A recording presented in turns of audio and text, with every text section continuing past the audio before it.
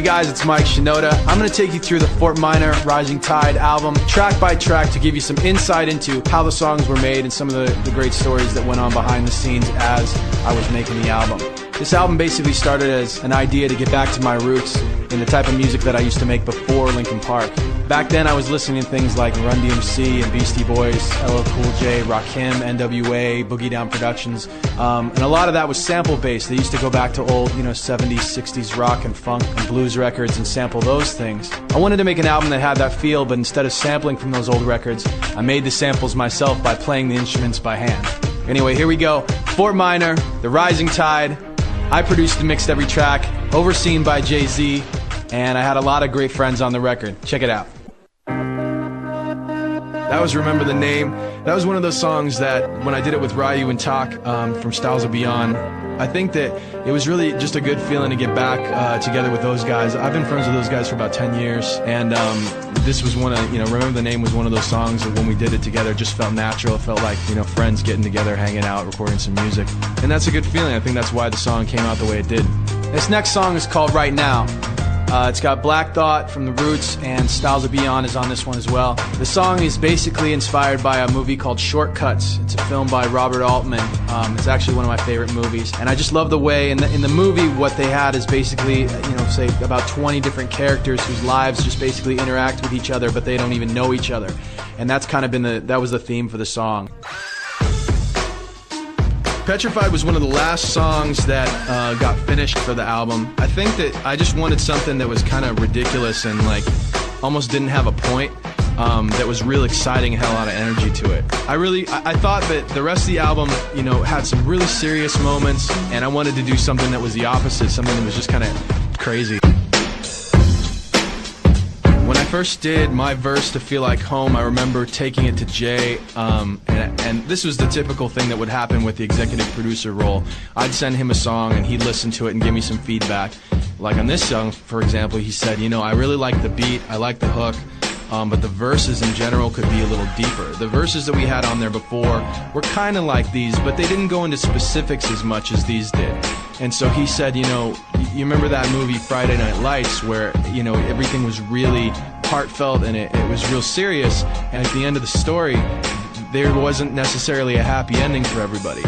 That's kind of, the reality of the situation with these stories. And I went back in and rewrote my verse to make it more specific. I added things like, the standing on the bridge and my grandfather's funeral and just holding a cup of coffee in my hand. Those little details seemed to make the story, jump out at me. And then when I played it for Jay, he said that, that it was ready for the record. The song Where'd You Go basically started as an idea of writing a song about being on the road, but from the perspective of the people that get left at home. I included two really great singers, Holly Brook and Jonah Matranga, on the song.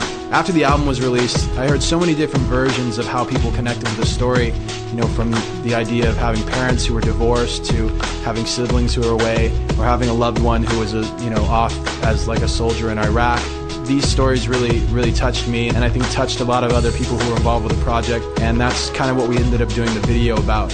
Whenever you make a song that people connect with in a special way, that the song kind of becomes part of their experiences in their life, that's definitely one of the best feelings as an artist. I love the way that Where'd You Go transitions to in stereo.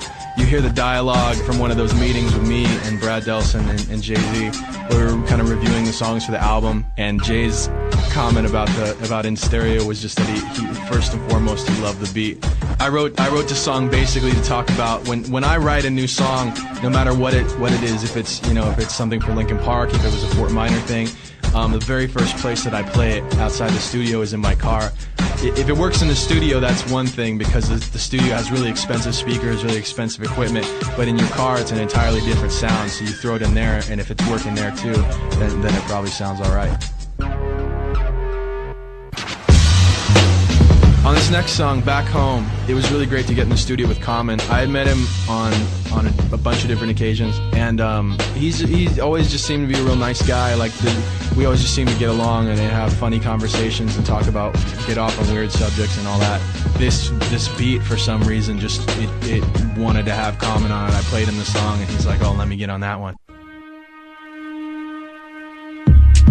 This next song, Cigarettes, was one of the first demos that I did for Fort Minor. I remember I was in the bus on a Linkin Park tour, and I was throwing together beats, just for fun. Like, I didn't have any intention of making a record, and this song, Cigarettes, kind of came together. I remember playing it for friends, and this is one of those songs everyone said, maybe you should put out a whole album. Eventually, one thing led to another, and I'm making the whole Fort Minor record, and I played this for Jay-Z, and he said it was just one of his favorite songs on the record, probably his favorite lyrics on the record.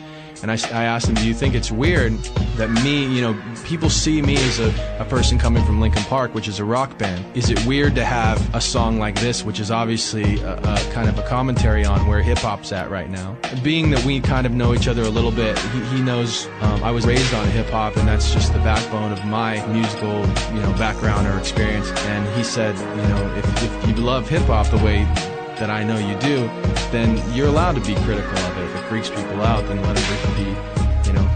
let it do that to people. I don't dislike the gangster thing. I just felt like I could do a record without it.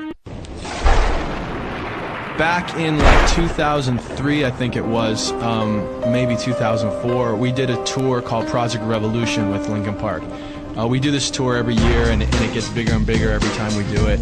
And at one point, we had Cypress Hill on the tour.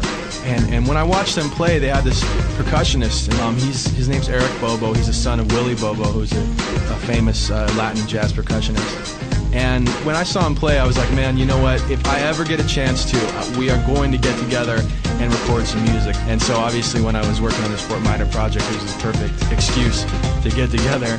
And people also ask, who's that singing on the choruses? A lot of the song, every song on the record, if you hear singing, I actually wrote the part. And in most cases, I wanted somebody else to sing it. But this one, when I listened to it back, I thought, you know what? This doesn't sound like anybody else singing it. It kind of just has its own thing, so I decided to leave my own voice on there. Get Me Gone is a funny song because a lot of Linkin Park fans can relate to the stories in it. I remember when we were first getting started, there was a guy at our label who, although he really wanted to understand the band, there were certain times that he just didn't get it, and he wanted us to have a gimmick. He wanted our DJ to wear a cowboy hat and a lab coat, for example, as a gimmick. He didn't like my rapping. He wanted us to be more straight-ahead rock band.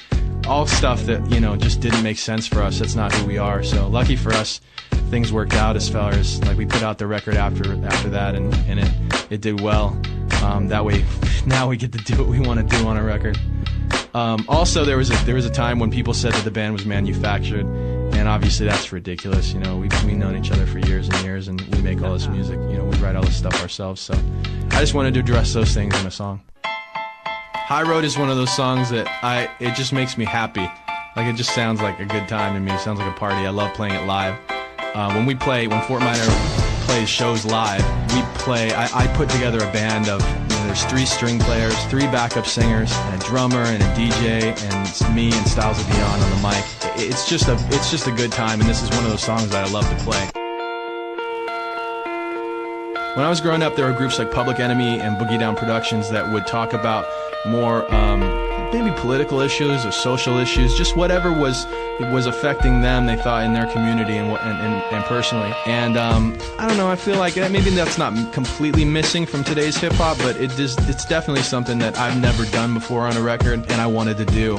Especially when I thought about the fact that there's never been a song done about Japanese internment. I'm half Japanese. My family was interned during World War II. What happened is, after the bombing of Pearl Harbor, the U.S. government basically went through a period of what we would call now racial profiling. And they took all the Japanese Americans, anybody who was of Japanese descent, and stuck them in internment camps. If you can imagine, you come home from work and the FBI is sitting there and they tell you to pack up your stuff and you're leaving today to go to a camp for the rest of the war. And you don't know how long that's going to be. It ended up being, 1 to 2 years for a lot of people. Even after that, there was a lot of racial tension going on, and everything was just very difficult for families like mine. So I wanted to make a song about that. A lot of people, when they hear about this happen, they can't even imagine this happened in the U.S., but it did. On the Linkin Park album Meteora, we did a song called From the Inside, which is a 6/8 time song. That means there's 6 counts per measure. And that's usually more of a rock thing, or it's less of a hip-hop thing. You don't really hear hip-hop artists doing 6/8 time songs. But I really liked doing it, and I wanted to do it somewhere on the Fort Minor album. Red to Black kind of came up in that way, and since it was that 6/8 time, it had me and Styles of Beyond already on it. I wanted to try and get a couple more artists to just take that weird, hip-hop but non-hip-hop thing to the next level. And so I gave a couple friends of mine a call. That was Kenna and Jonah Matranga. And I just thought the three of our voices together was the weirdest thing, but it worked for the song. The battle was supposed to sound like it was at a venue. Like, people wonder, did I take that clip from an actual performance somewhere? And the answer is actually no. I engineered it to make it sound like it was from a venue. It was from a battle somewhere. The concept behind the battle was, it's not a battle like a battle rap, but this is the battle, the everyday battle of life, of what's more important than rapping, because a lot of underground MCs get all caught up in the hip hop thing, and they lose sight of real life when they're writing lyrics.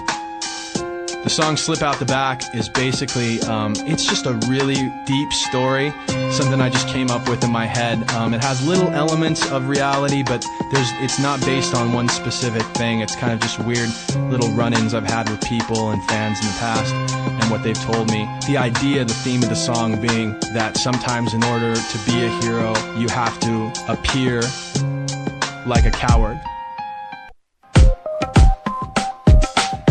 The bonus tracks. These are the tracks that didn't make the cut simply because I didn't want to have, 21 songs or whatever on the record. But I hope everybody gets a chance to hear these, especially the song Be Somebody. Lupe Fiasco he's just the greatest guy. I can't say enough about this guy. He's technically so talented. His heart is in the right place. He's entertaining, and he killed it on this song. He writes in the same way that Jay writes, in the sense that he doesn't put anything down. He just goes in the booth and kind of thinks about things and lays them down. He'll get to, let's say a verse is 16 bars, he'll just sit there and vibe out to the music and then tell you to record, and he'll put down the first 4 bars, and then he'll stop, and then he'll vibe out on those 4, and then add another 2, 3, 4, 5, 6 bars. So he just kind of pieces it together, and by the end, he was probably finished with the verse from beginning to end in, I'd say, less than 30 minutes. And he never puts a word down on paper. There They Go was one of those songs I just wanted to make something that was aggressive. My friend Six John, he's an artist out of LA. He's one of those guys that just ghost writes for other people. Like, you've probably heard his verses before, but he didn't rap them. He wrote them for somebody else. And I think he offered to ghostwrite mine at some point, and he said, like, no offense, but I really would love to do it because it would be fun. And I had to tell him no, because I just don't believe in that for myself. I always want to write my own stuff. Anyway, that's neither here nor there. Six, he's a great lyricist. He's a lot of fun, and he did his thing on this track. The Hard Way is another 6/8 time song that it was funny that Kenna is on both of the 6/8 time signature songs that I did for the Fort Minor album. I think he called me on that he's like, why do I have to be on all 6/8 songs? It was one of those songs that, like, every time you write a song, you've got a rough title for it. Like, if I'm standing in a room with a pencil and I'm about to start writing a song, I may call the file on the computer pencil because it's got to have a name in the computer. Well, this song, I just called it The Hard Way because it was a 6/8 time song, or a 3/4 time song. So 3 The Hard Way. I thought I was just being silly. And when Kenna saw the words "The Hard Way" on the song title, he's like, "That's a great song name. We should use that." So we made it happen like that, and basically the song it's kind of a more introspective kind of thing, which I thought would be a nice way to round out this group of bonus tracks. So that's it. That's the Fort Minor album, The Rising Tide. Before we go, I just wanted to answer a couple of questions that people always ask about the album. They ask, how'd you come up with the name, or why didn't you name it just Mike Shinoda? Listening to the whole thing back, I think that the intention of this record is just something that's more, just different, not your typical hip-hop record. And I think if I wanted to go the typical route, I could have hired a bunch of big-name producers that would have given me those hit singles, and then I would have named it, Mike Shinoda and all that. But that wasn't the intention. I mean, I wasn't, this wasn't the type of thing that I went out there trying to sell a bunch of records. This is really just a musical kind of idea and a statement that I wanted to make. So in doing so, I wanted to come up with a name for the project. I called it Fort Minor because those are like kind of opposite words. Fort being more aggressive and big, Minor being the opposite. As far as the album title, The Rising Tide, there's a lot of great other guests on this record, and I really felt like in the context of this record, we were all kind of tied together. So The Rising Tide is just a play on words to say this tied group of people is rising up together in the context of this album. So that's it, the Fort Minor record, The Rising Tide. You can check us out on fortminor.com or myspace.com/Fort Minor. Thank you guys very much for listening.